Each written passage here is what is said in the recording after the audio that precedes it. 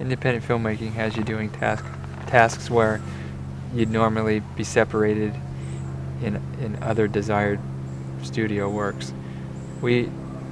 Our primary goal was actor and director. Mark being the actor and me being the director, but having to facilitate those roles, we ended up becoming producers and writers. And when you choose to do independent film, you take on jobs which necessarily are something divided and not done when you do bigger budget movies, and you have unions separating you. In independent film, there's no union to tell you can't do this or that, and the necessity to make a movie, you sometimes have to produce your own work. It seemed like each thing we wanted to do, from me being an actor, had to be a writer, to then produce the writing, I had to become a producer. So it kept going back and back to facilitate what I really wanted to do, was just be an actor. So that's how those all came about. It's kind of not your choice. You have no choice. You just do it. You know? Working with him was great, because he's so sharp and he's so focused.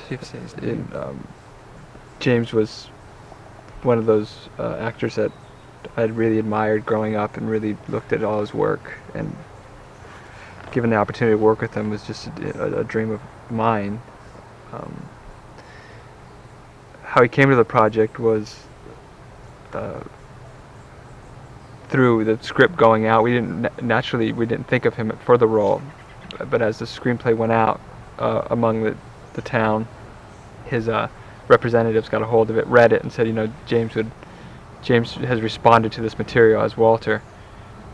So naturally had a meeting with him, and he really, really understood the material. And you kind of think back now why we didn't think of him for the role, because he's just perfect for it. Working with him was a great American actor that you don't have to say much. They come very prepared and they're very focused, and they've got their craft pretty well honed. They just like to hear what your interpretation of it is, but our interpretation is pretty much on the page, and what they bring just adds to that. He came about. We did a movie with him in Nice, in France, about a year and a half prior to filming Northfolk. We became quite friendly on the set and talked about independent filmmaking and the state of it, and how he's been such a major ally to the movement, and really loaned his talents to a lot of independent filmmakers. So when we came back to the United States, he invited us out to his place, and we were talking about what our next project was. Jackpot had just won an award in Seattle, and he was aware of that and said, is there anything for me in your next project?